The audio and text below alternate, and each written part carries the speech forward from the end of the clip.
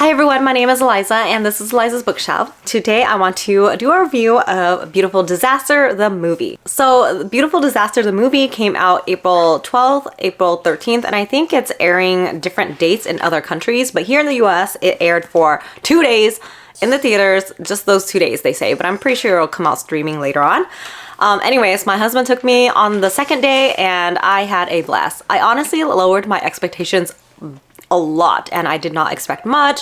I assumed it would be like a very cheesy, corny, poor acting type of movie, but I really wanted to go because I read this a long time ago, maybe like a decade ago, and it was one of my favorite romances at the time. Leading up to the movie, like several months prior, I always told myself that I was going to reread this book because I wanted to refresh myself about what happened and stuff like that. But honestly, I read this like so many times in my life that I already knew the characters, I knew the general plot line, and so I didn't end up reading it. Partly because I also have so many books that I want to read that I don't have time to reread anything. But anyways, so I didn't reread it, but in essence, it's about this girl named Abby Abernathy, and she has like this past, which, you know, you'll find more about it later, but she's running away from her past, from her family, from her dad, and she's trying to start like a new life in college, right?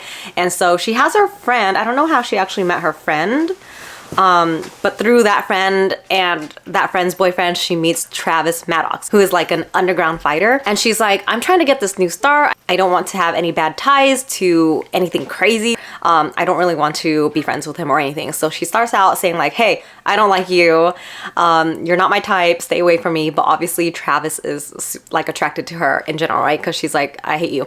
Anyway, so that's how it starts. And I think there's like a little bet going on, like, he somehow roped her into becoming her roommate. So there's like forced proximity type of thing, friends to lovers in here. I do remember it being super toxic. So I know a lot of people hate this book because of that. But honestly, there's like a lot of worse books out there. And it's just because I read it in here doesn't mean I condone this type of relationship in real life. It's just sometimes fun to read about, okay? But anyway, so yeah, a lot of things happen. There's like 2 or 3 other plot lines in here. One is like Abby's past, another one's his fighting, things like that. But overall, I really liked it.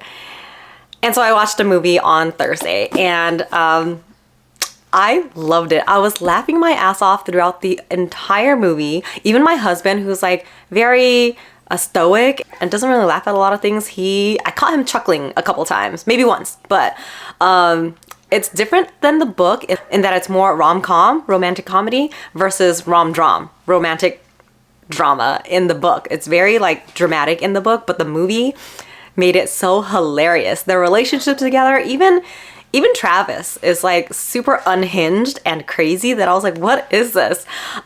There's like a clip where he won this bet and so she has to stay with him, and so he gets all crazy and he's celebrating, he's acting like a little monkey.